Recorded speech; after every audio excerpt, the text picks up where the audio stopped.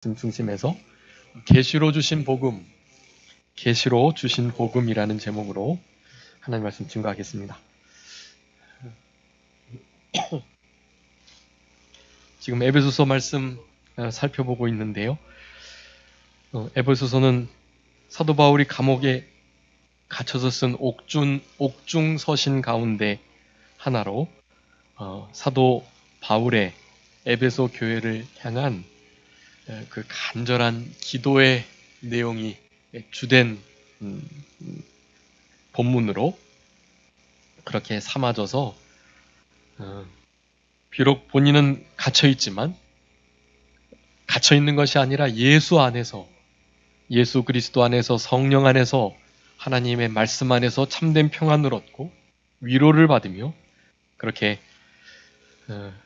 기쁨으로 감사함으로 그 모든 과정들을 잘 통과하고 있음을 분명하게 얘기해 주면서 밖에 있는 에베소 성도들을 향해서 은혜 가운데 하나님의 백성과 교회답게 살아갈 것을 교훈해 주고 계십니다.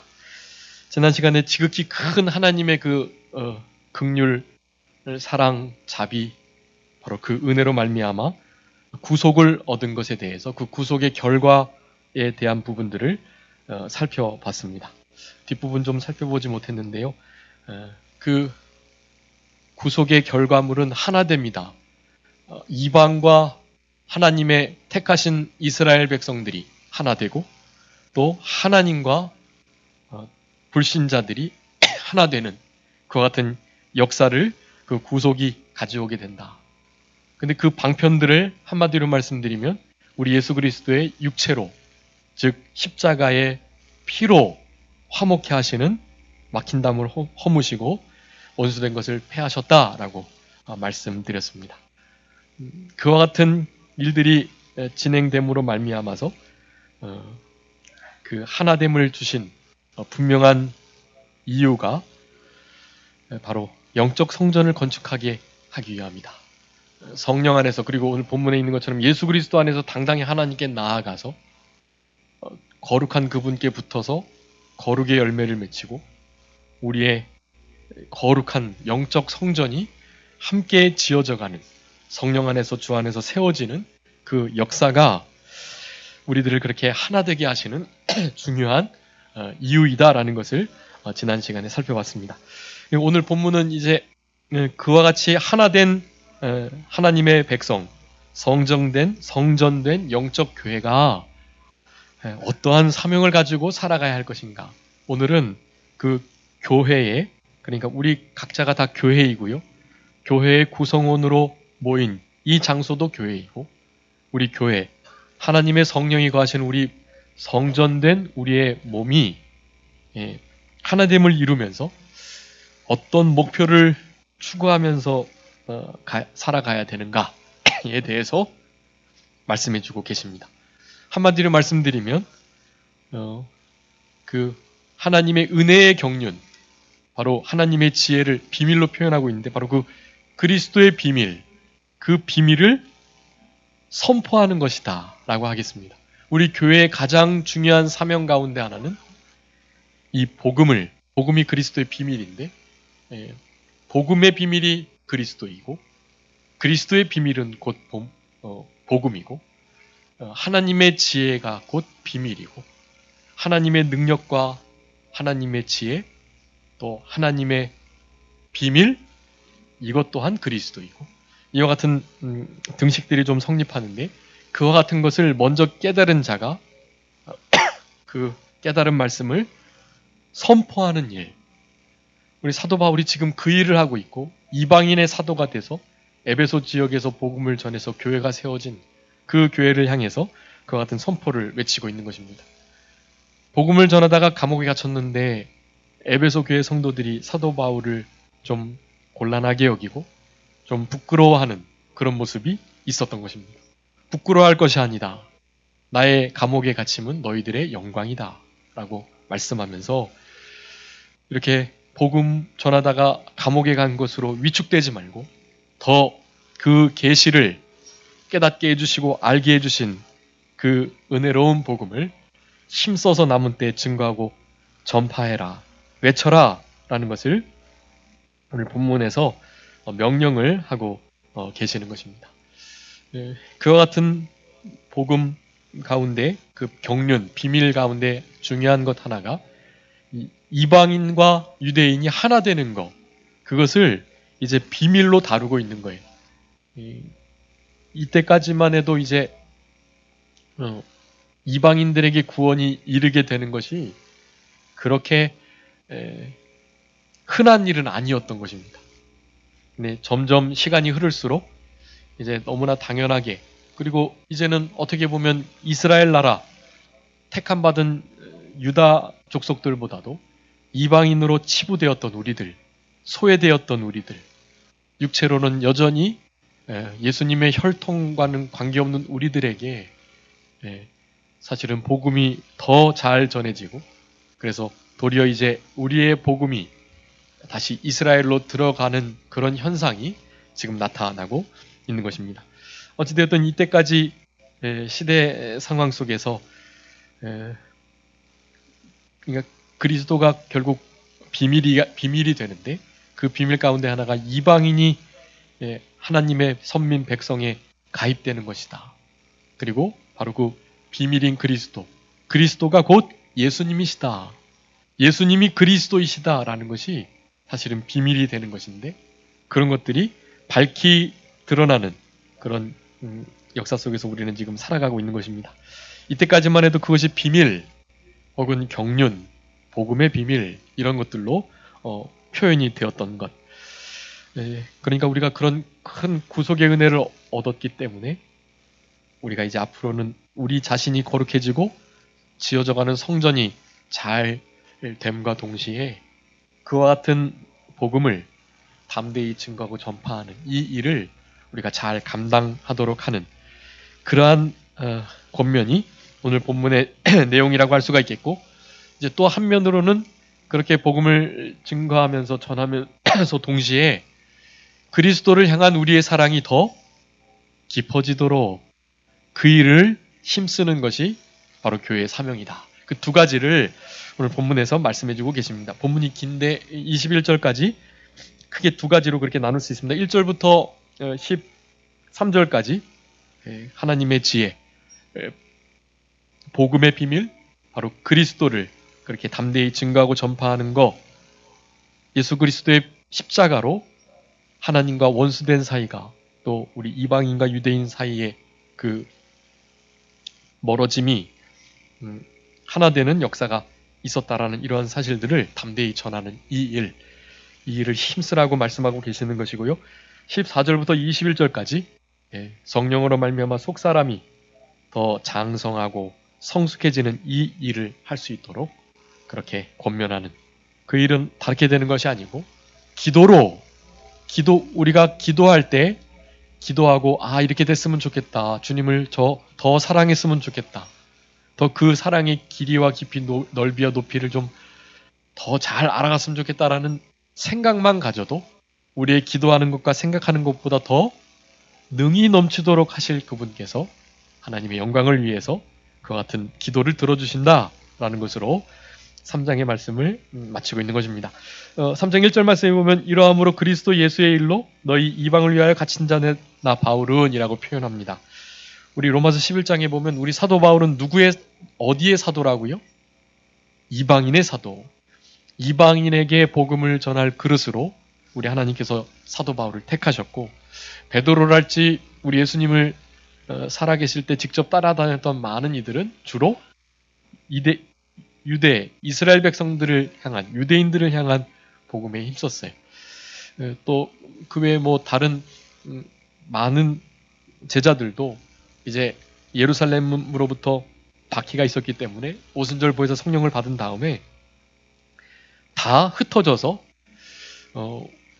예루살렘과 온 유대와 사마리아와 땅끝까지 이르러 복음을 전파하라는 그 명령을 따라서 많은 제자들이 이제 이방 지역으로 다 흩어져서 대부분이 다 실제로 순교하는 그런 끝을 당하게 된, 목숨을 걸고 예수님이 그리스도이신 것을, 예수님이 하나님의 아들이신 것을, 그분이 우리의 죄 때문에 십자가에 못 박히셨다가 부활하셨다는 사실을, 이제 곧 다시 오실 것이라는 것을 증거하다가 그렇게 다들 죽음을 맞이했던 것입니다.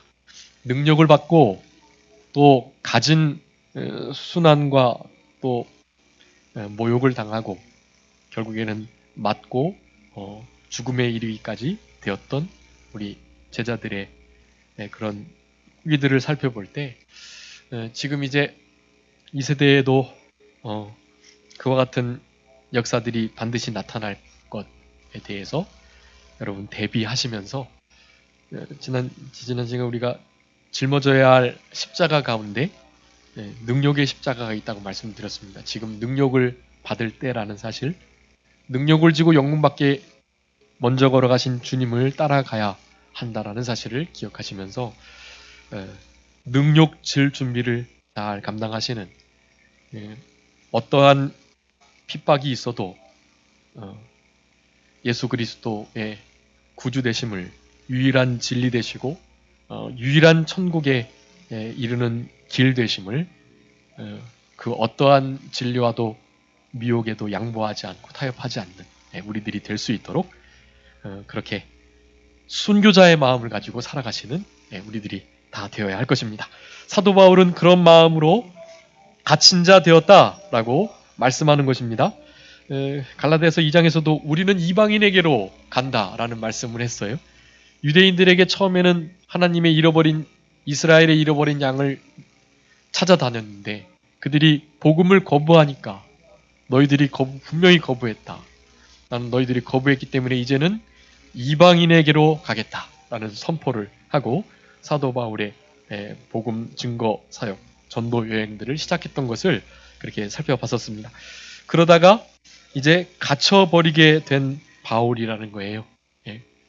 갇혀있지만 실제로 갇혀있는 것이 아닙니다.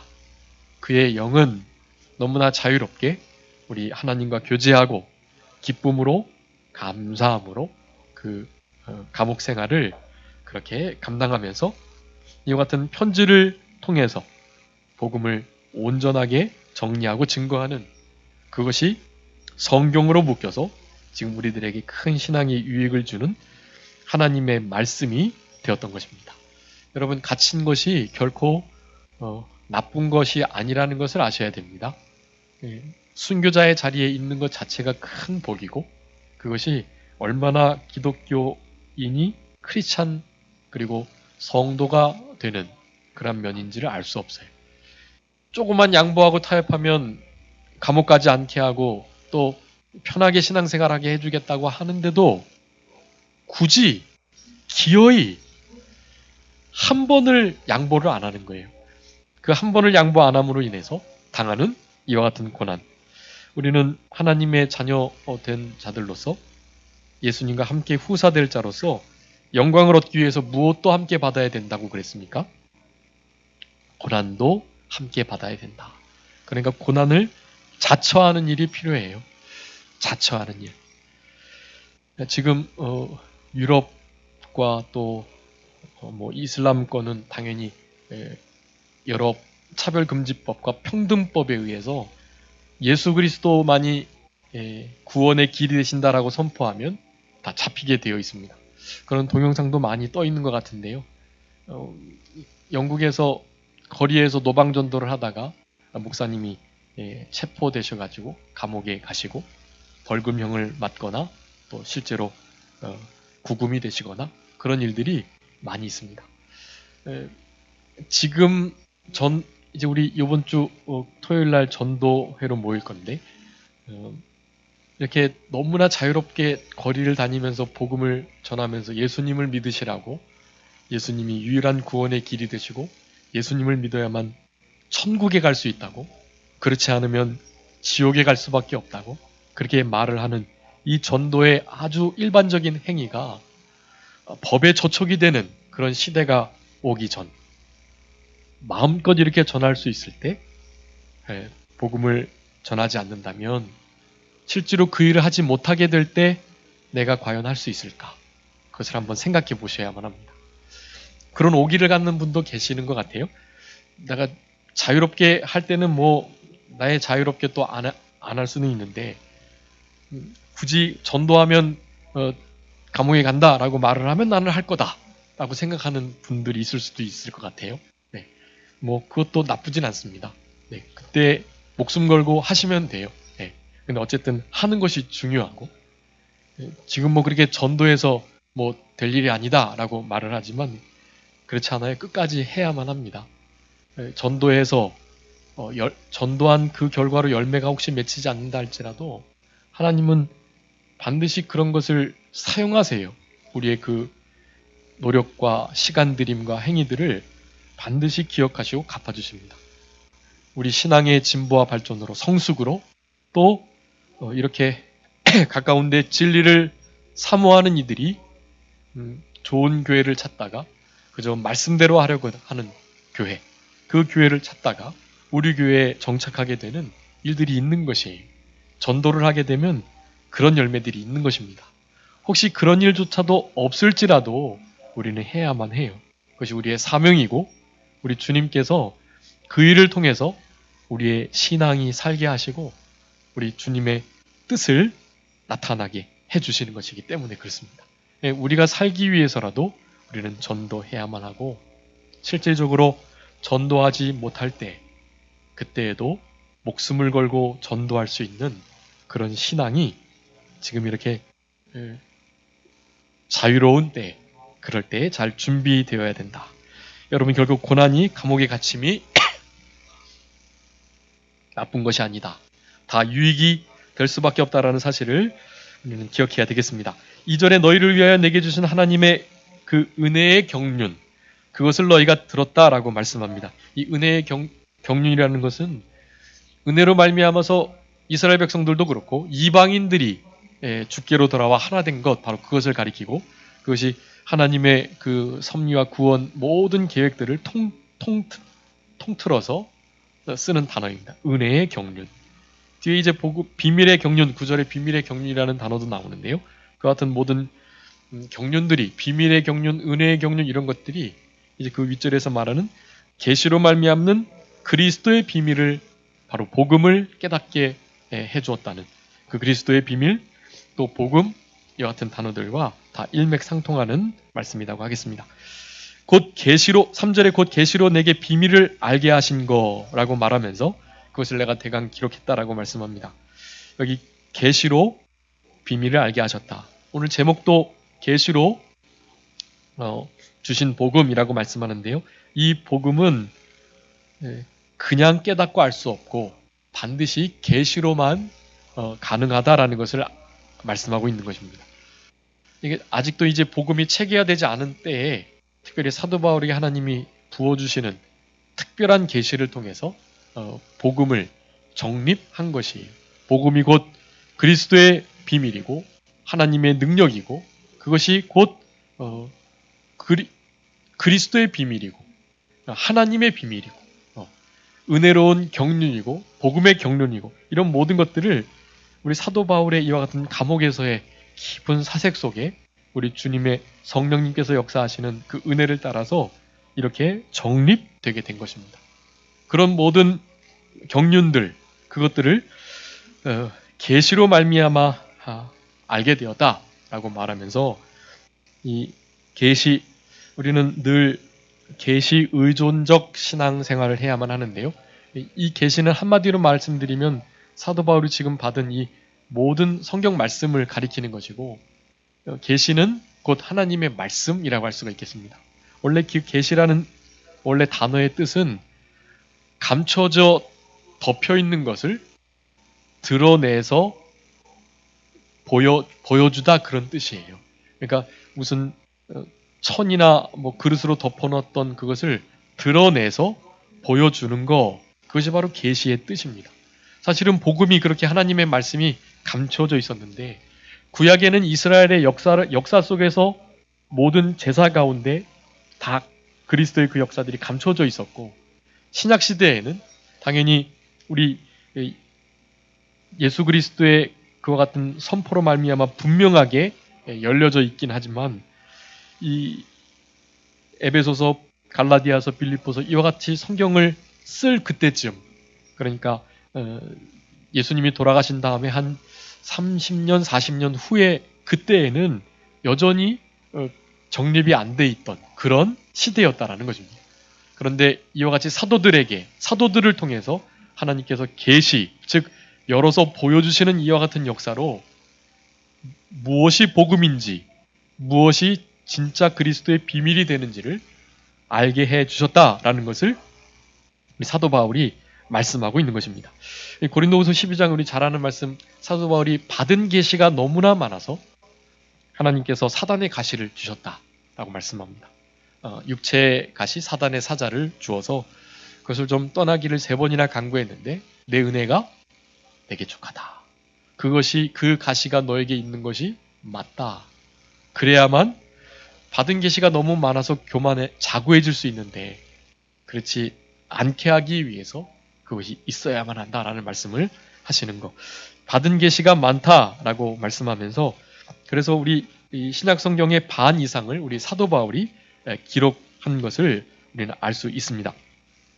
여기 계시로 비밀을 알게 하셨다라고 말하는데 이 비밀은 여기 이제 4절에 보면 이것을 읽으면 그리스도의 비밀을 내가 깨달은 것을 알 수 있을 것이다라고 말하고 계시는데 바로 그리스도의 비밀, 그 비밀을 말하는 것입니다. 그러니까 비밀은 곧 그리스도의 비밀인데 그럼 그 그리스도의 비밀이 무엇이냐라는 거예요. 그리스도의 비밀이 무엇이신 것 같으세요? 그리스도의 비밀? 그리스도의 비밀. 그럼 먼저 골로새 2장 2절을 한번 읽어주세요. 골로새서 2장 2절.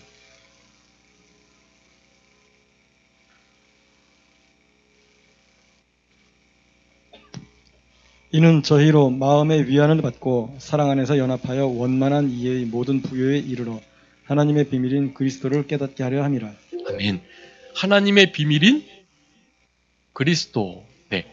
하나님의 비밀이 그리스도래요. 네. 그러니까 그리스도의 비밀은요, 그러면. 하나님의 비밀이 그리스도이신데, 그리스도의 비밀이라는 것은 하나님의 말씀, 그 말씀, 위에서 말씀드렸던 은혜의 경륜, 복음의 경륜, 그 모든 것들을 가리키는 것입니다. 근데 그 은혜의 경륜, 그 복음의 그 비밀, 그 복음의 그 경륜의 가장 구체적인 핵심적인 그 내용은 그럼 무엇이 되겠습니까? 그것이 이제 그리스도의 비밀인데요. 비밀은 그리스도의 비밀이고, 그러면 그 그리스도의 비밀은 무엇인가? 그것은 한마디로 말씀드리면 복음이라고 할 수가 있겠는데 그 복음은 곧 예수가 그리스도이시다라는 진리인 것입니다. 예수님이 그리스도 되신다라는 그 진리가 그것이 그리스도의 비밀이에요. 우리 사도 바울이 특별히 제자들이 계속해서 외치고 다닌 게 그거예요. 그 나사렛 이스라엘의 그 목수의 아들로 태어난 그 예수가 구약시대에 그렇게 기다렸던 특별히 이스라엘 나라에 그 하나님께서 보내주시기로 약속하셨던 메시아, 바로 그 구세주, 그 메시아 구세주 그리스도가 바로 예수다라는 사실인 것입니다. 그것이 그리스도의 비밀이에요. 그것이 복음의 핵심이고 그것을 사도들이 계속해서 그 일을 증거하고 다닌 것입니다. 그 일 때문에 이스라엘 백성들에게, 유대인들에게 핍박을 받고 죽을 고통을 당하는 일이 있었던 것이. 근데 지금 그와 같은 진리가 밝혀진 지금 우린 너무나 쉽게 그리스도 예수 그리스도라는 단어를 붙여서 쓰고 있습니다. 근데 사실은 이것이 비밀이었어요. 근데 공공연히 알려진 비밀. 근데도 이것이 여전히 비밀일 수밖에 없는 것은 아무리 예수님이 그리스도이시다라고 말을 해줘도 그리스도 메시아, 그러니까 구세주가 필요 없는 세상 속에서 예수가 그리스도가 되든 뭐 말든 알라가 마호메트가 그리스도고 메시아 구세주가 되든 말든 관계없는 세상 속에 살아가기 때문에 그것이 더 이상 그런 복음이 필요하지 않은 거예요. 사실은 그런 이들에게는 예수가 그리스도이시라는 이 진리가, 이것은 단순한 진리가 아니잖아요. 그냥 단어 그 자체가 아니잖아요. 그 자체에 얼마나 깊은 의미가 숨겨져 있잖아요. 그런 의미에서 사실은 아직도 믿지 않는 자들에게는 예수가 그리스도이심이, 이 복음의 비밀이, 그리스도의 비밀이 여전히 비밀로 있는 것입니다. 아직도 사실은 비밀이에요. 그네들에게는 여전히 알려질 수 없는, 사실은 알고 싶지도 않은 그런 진리라고 할 수가 있겠습니다. 이 헬라어로 비밀이라는 단어가 미스테리라고, 미스테리는 어디서 들어보셨죠? 미스테리. 네. 해결하지 못한 일들, 기이한 일들, 네, 그것을 그렇게 표현하는데 그 단어와 같은 단어입니다.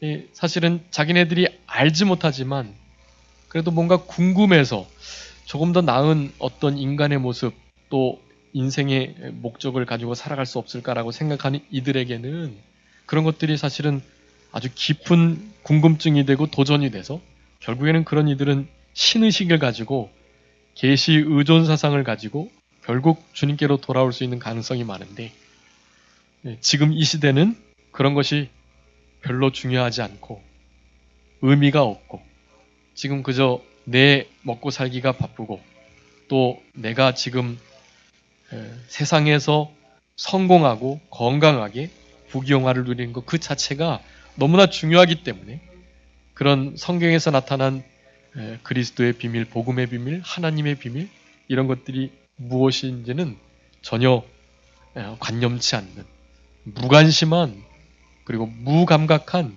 그런 상태 속에 살아가게 되는 것입니다. 그런데 우리는 이런 글들을 읽으면 막 힘이 나고 또 과연 그 그리스도의 비밀이 무엇일까? 이 복음의 경륜이 어떤 것일까? 하나님의 비밀, 그리스도라고 말씀하는데 도대체 그것이 어떤 의미를 갖는가, 이런 것을 궁금해하고 생각하게 되는 것입니다. 그런 것들을 이미 경험했던 사도들은 그래서 성경을 성령의 감동으로 기록해 둔 것이, 그 비밀이 도대체 무엇인지를 자기 나름의 신앙을 가지고 성령의 인도를 따라서 밝혀두었던 것입니다.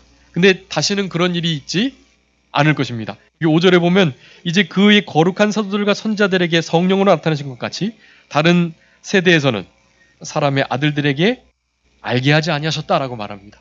여러분 거기다가 이렇게 줄 치시고요. 표준 계시의 종결이라고 쓰세요. 표준 계시 종결. 지금 속사도 운동이 막 크게 퍼져서 이 하나님께서 주시는 계시, 이 계시로 말미암아 복음을 주셨다는 이런 말씀들을 인용해서 지금도 우리에게 필요한 복음, 복된 소식이 이 성령의 계시로 우리 가운데 임해야 된다라고 말하는 거예요. 아니 사도들도 그렇게 계시를 받아서 성경을 썼기 때문에 성령의 감동으로 지금도 우리도 성경과 준하는 권위를 갖는 계시를 받을 수 있다라고 말을 하는 거예요. 근데 그것이 안 된다는 것을 사도 바울이 분명히 해놓은 거예요. 다른 세대에는 지금 이 시대에 제자들에게 부어주시는 이 성령의 역사와 같은 이런 일들이, 이런 계시가 있을 수 없다라고 분명히 말하는 것이. 여러분 그러니까 계시는, 그러니까 이 하나님께서 주신 이 특별한 성경을 기록하기 위한 이 중요한 계시, 기본적인 계시가 이미 종결되었음을 분명히 하셔야만 합니다. 그래서 에베소서 3장 5절의 이 말씀이 아주 중요합니다. 이 말씀을 우리는 믿고 의지하면서 오직 성경 신구약 66권의 말씀으로만 진리를 삼는 우리들이 되어야만 하는 것입니다. 이와 같은 깨달은 진리, 이 진리를 사도 바울이 지금 전하다가 감옥에 갇혀 있는 것처럼 너희들도 이걸 전해야 된다라고 말하고 있는 거예요. 6절에 있는 이방인들이 복음으로 말미암아 그리스도 예수 안에서 함께 후사가 되고 함께 지체가 되고 함께 약속에 참여하는 자가 된다라고 말씀합니다. 이 그리스도의 비밀을 설명하고 있는 거예요. 이것이 복음의 핵심적인 내용이고 이것이 곧 그리스도가 메시아, 예수님이 그리스도 되심으로 말미암아 십자가로 이루어진 일이라는 것이, 예수라는 사람이 십자가에서 못 박혀 죽으시지 않으셨다면 이와 같은 함께 후사가 되고 한 가족이 되고 한 권속이 되는 일이 있을 수 없다는 거예요. 하나님께 함께 성령 안에서 예수 그리스도 안에서 나아갈 수 있는 이 길이 열릴 수가 없다는 것을 말하는 것입니다. 함께 후사가 되고 함께 지체가 되고 함께 약속에 참여하는 자가 되는 것. 여러분, 함께라는 단어가 계속 많이 나오는데요. 우리 신앙은 공동체적 의식이 있어야 된다는 것을 말하는 것입니다. 우리가 주기도문도 예수님이 이렇게 기도하라 그랬잖아요. 하늘에 계신 우리 아버지, 우리 아버지. 이제 개인적으로 신앙 고백하시고 주님 앞에 나가실 때는 나의 주님, 나의 아버지 말을 하는 것이 맞지만 신앙의 기본은 공동체적 신앙이에요. 그래서 우리 아버지로 부르고 우리 아버지 앞에 간구하고 그래야만 하는 것입니다. 그러니까 나만이 아니라 우리 지체가 있는데 지체 중에 한 지체가 아프면 몸 전체가 아프잖아요. 한 몸이 영광을 받으면 이 몸 전체가 영광을 얻는 거잖아요. 사실은 늘 같이 가는 것입니다. 그것이 부르심의 목적이고 우리를 그 크신 사랑으로 구속하신 하나 되게 하신 중요한 목적 이유라는 사실을 우리는 알아야만 하는 것입니다. 7절에 이 복음을 위하여 그의 능력에 역사하시는 대로 내게 주신 하나님의 은혜의 선물을 따라 내가 일꾼이 되었다라고 말하면서 모든 성도들 중에 지극히 작은 자보다 더 작은 자다라고 자신을 표현합니다. 사도 바울이 참 겸손한 사도 바울인데요. 성도 중에 지극히는 최상급이거든요. 지극이라는 것은 최상급을 가리켜요. 그러니까 작은 자인데, 그러니까 사실은 가장 작은 자라는 뜻이에요. 근데 그것을 또 뒤에 비교급하고 덧붙여가지고 정말 가장 작은 자인데 그 가장 작은 자들 가운데도 더 작은 자다라고 말하면서 우리 사도 바울의 겸손한 이 계시를 많이 받은 자는 교만할 수 있는데 그렇지 않고 계시를 받은 것이 많지만 그럼에도 겸손함을 그렇게 나타내는 것입니다.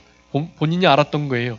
이것이 나의 능력이 아니라는 것을, 그저 받은 것뿐이라는 것을, 그 은혜의 선물로 역사를 따라서 된 것이라는 것을 인정하는 그런 태도인 것입니다.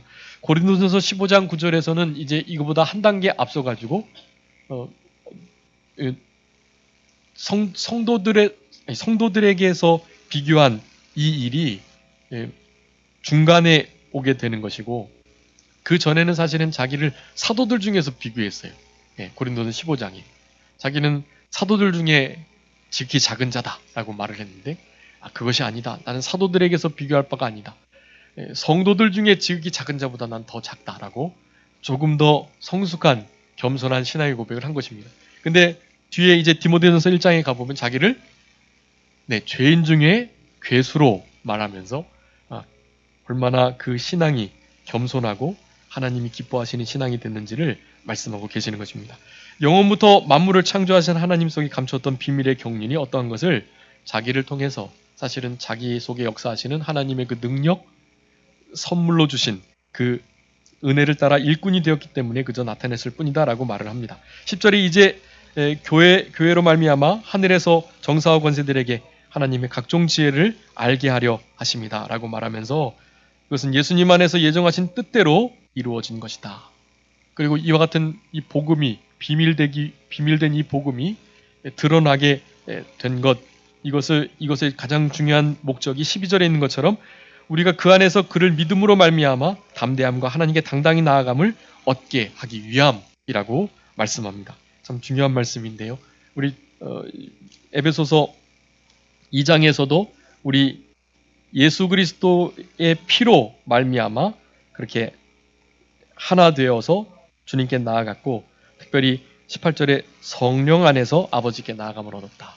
아버지께 나아가는 길은 두 가지입니다. 성령 안에서 그리고 예수 그리스도로 말미암아 이 두 가지 중요한 진리를 기억하시고 성령의 능력을 그리고 예수 그리스도의 주되심을 인정하면서 우리 하나님 앞에 가까이 당당히 나아가는 우리들이 되어야만 할 것입니다. 이 14절부터 마지막 21절까지는 그렇게 대외적으로 복음을 증거하고 전파하는 받은 바 계시를 분명히 드러내는 일도 중요하고 우리의 속사람, 우리의 거룩과 영적 성숙을 추구해 나가는 것이 또한 중요하다.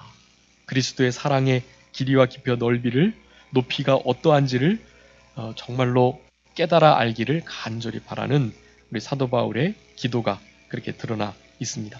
그 중요한 것은 이제 그 모든 기도가 우리가 생각하고 기도한 내용보다도 당연히 더 넘치도록 능히 이루어질 것이라는 기도의 응답의 확신까지도 20절에서 주고 계십니다. 이 모든 것이 교회 안에서 그리스도 안에서 영광 대대로 영원 무궁하기를 원하는 그런 하나님의 영광을 최우선하는 그런 신앙으로 귀결된다라는 것으로 말씀을 마치고 있습니다. 아무쪼록 계시로 복음이 주어졌다는 사실을 기억하시고, 그러니까 한마디로 말하면 우리는 아무런 공로를 내세울 수 없다라는 거예요. 그 받은 바 그 복음의 은혜에 감사하면서 우리 가운데 역사하시는 성령님과 그리스도의 그 사랑의 역사대로 남은 때에 복음을 잘 증거하시고 우리를 향하신 주님의 사랑을 더 깊이 점점 더 성숙하게 깨달아 알아가시는 그런 우리 모두가 되어야 되겠습니다. 잠깐 기도하겠습니다. 살아계신 우리 아버지 하나님 감사합니다. 계시로 우리들에게 복음을 허락해 주신 은혜를 진심으로 감사합니다. 하나님을 알 수도 사랑할 수도 섬길 수도 선한 것을 깨달을 수도 전혀 무능력하고 부패한 철저히 타락한 우리들인데, 이와 같이 값없는 은혜로 계시로 말미암는 그리스도의 비밀, 복음의 비밀, 그 은혜의 경륜, 이것들을 알게 해주신 은혜를 진심으로 감사하옵고, 우리만 알고 우리만 그 복음을 누리는 것이 아니라 이 복음을 담대히 증거하고 전파하는 우리들이 되게 하여 주시옵소서. 복음을 전하다가 감옥에 갇히는 한이 있더라도 복음을 담대히 전할 수 있는 예수 그리스도만이 유일한 구원의 길이며 하나님의 아들이 되시며 다른 얻을 만한 이름이 없고 예수 그리스도만이 우리를 천국 가게 하시는 유일한 힘이며 방편이 된다는 것을 분명히 증거하고 전파할 수 있는 우리들의 담대한 신앙 되게 하여 주시옵소서. 날마다 성령 안에서 그리스도로 말미암아 우리 하나님께 당당히 나아감을 얻게 하시고 주님과 깊이 교제하고 교통하면서 주님이 주시는 위로와 힘을 얻어서 이 패역하고 음란하고 악한 세대를 이기면서 승리하며 살아가게 하여 주시고, 떨며 범죄하지 않는 자들에게, 하나님을 절대적으로 의뢰하며 의로운 제사를 드리는 자들에게 우리 주님께서 안전히 거하게 살게 해 주시겠다고 약속해 주셨사오니 우리의 안전을 주님께서 지켜주시며 날마다 우리와 동행해 주시는